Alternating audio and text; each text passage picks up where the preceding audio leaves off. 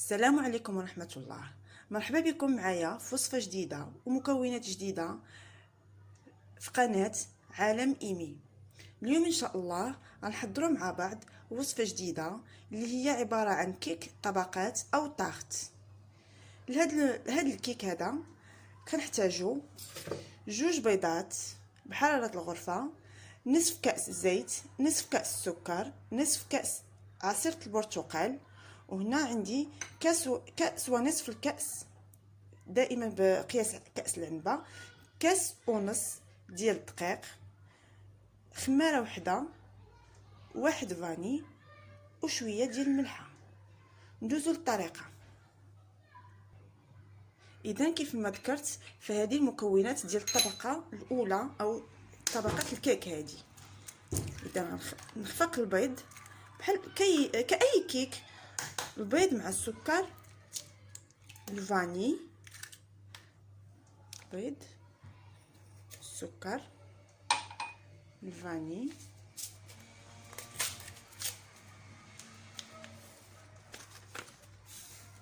وكذلك الملح،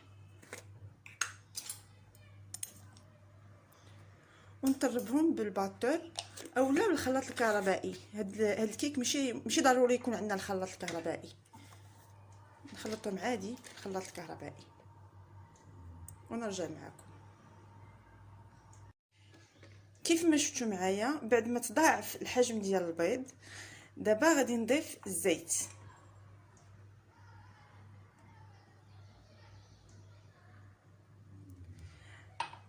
غنطربوا مع البيض وغنرجع.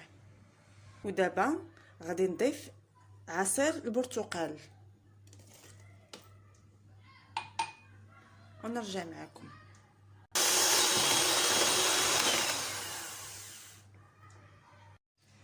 دابا غادي نضيف الدقيق، قلنا كأس ونصف، مع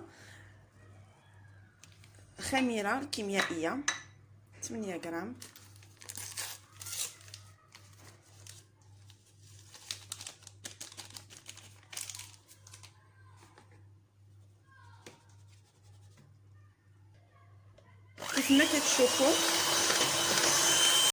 كيف ما كتشوفوا فانا دائما كنخلط بالطراب الكهربائي او الباتور. كيف ما كتشوفوا معايا فانا هنايا دهنت المول ديالي بالزبده والدقيق، ودابا غادي نصايب غندير فيه العجينه لاباط كيف ما كتشوفوا. فهاد لاطارت هادي اولا هاد الكيك كيجي يا اما في مول كبير بحال هذا اللي عندي، اولا في 2 ديال لي مول. تقدروا ديريها في 2 ديال لي مول، واحد كبير شويه اولا موين وواحد صغير، كتجي زوينه بزاف.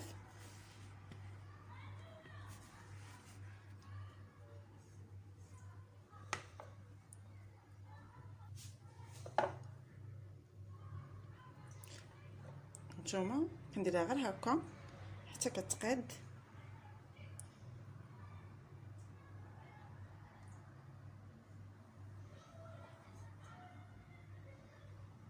صافي، انا موجده الفران كيسخن على 180 درجه. ملي غادي يطيب غادي نرجع معكم. كيف ما كتشوفوا من بعد ما طاب الكيك ديالي فهو كيجي على هذا الشكل هذا. دابا غندوزو لمكونات الطبقه الثانيه ديال الكيك. فالطبقه الثانيه ديال هذا الكيك كتكون من 2 معالق كبيره ديال لا كريم باتيسير مع نصف لتر من الحليب. هنا عندي السنيده، سكر سنيده، انا كندير فقط 2 المعالق. اللي كيبغي الحلاوه اكثر يدير بزايد، انا كندير فقط 2 المعالق ديال السكر سنيده. هنا عندي صفر بيضه واحده، وهنا عندي تفاح اللي قطعته وعصرت عليه شويه الحامض من الفوق باش ما يتاكسدش. ندوزو للطريقه. فكندير الحليب هو الاول، نصف لتر من الحليب،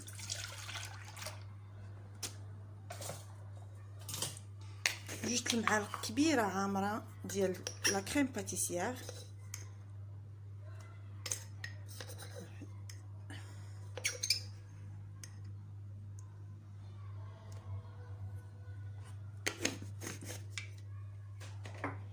ثم السكر سنيده حتى هي كندير منها 2 المعالق.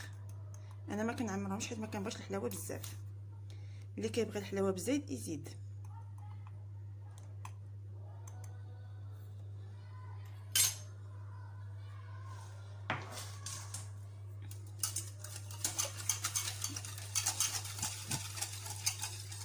للامانه فقط فان الكيك خدات معايا تقريبا 20 دقيقه في الفرن مسخن من قبل على 180 درجه. كنشعل عليه من التحت حتى كيطيب وكيبان لك كيطيب من الجناب، كيتحمر من الجناب، عاد كنشعل عليه من الفوق كيتحمر غير شويه وكنطفي عليه. انا هنا درت الخليط الثاني، الطبقه الثانيه، يعني درت هنا سيترة الحليب مع 2 معالق ديال لا كريم باتيسير بودره و 2 المعالق ديال السكر سنيده حتى غادي يطيبوا وغادي نتلاقاو.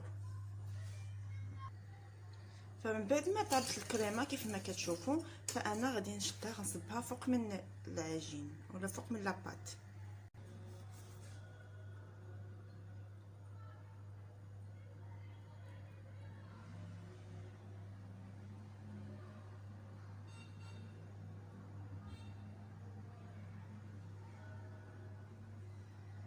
فكيف ما كتشوفوا انا فرشت التفاح في لاطارت كامله.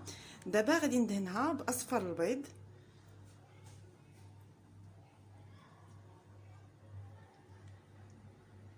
وغادي نرشها بشويه ديال السكر سنيده.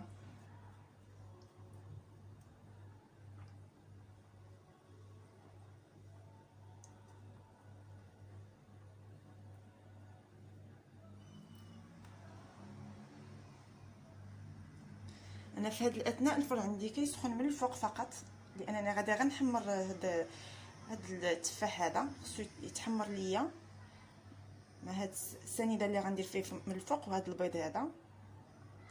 ونرجع معكم. فكيف ما تبعتوا معايا انا دهنتها بالبيض ودابا غادي نرشها بسكر سنيده.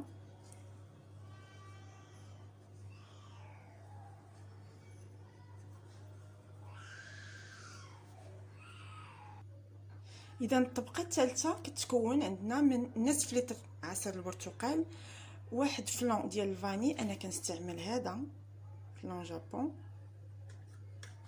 هذا، و3 المعالق كبيره ديال السكر سنيده.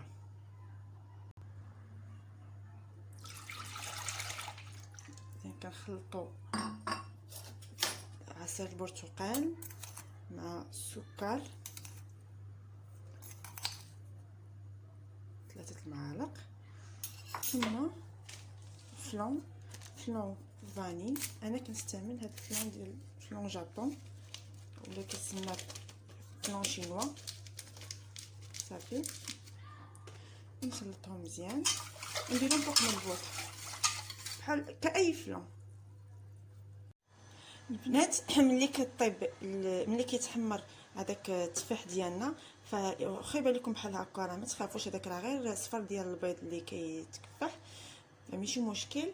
المهم انا دابا ملي خرجته من الفران هاني وجدت الفلون ديالي ديال البرتقال كيف ما كتشوفوا معايا، ها هو راسو باش ما نكبوش. الا كبيتو دابا هو بحال هكا كيحرق غادي يتقلى ليا هذاك التفاح. الوغ شنو غندير؟ غادي ندير هكا شويه غير تندفيه شويه بحال هكا بهذه الطريقه هذه، وغادي نكبو فوق من لاطارت ديالتي وغادي تصبح عندي جاهزه.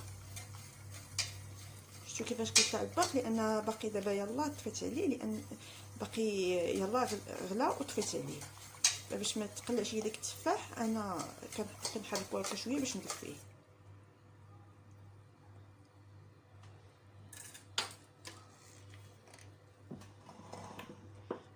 انا غنصب قدامكم.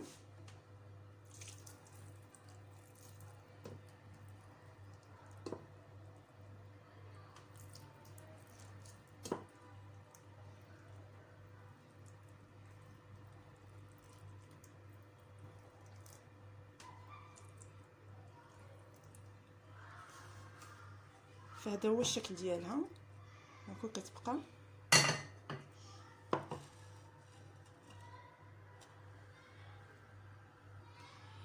الا عجبتكم الوصفه ما تنساوش ديروا لايك وتابوناو وتفعلوا الجرس وما تنساوش تخليو لي شي كومونتير زوين. يلا باي باي.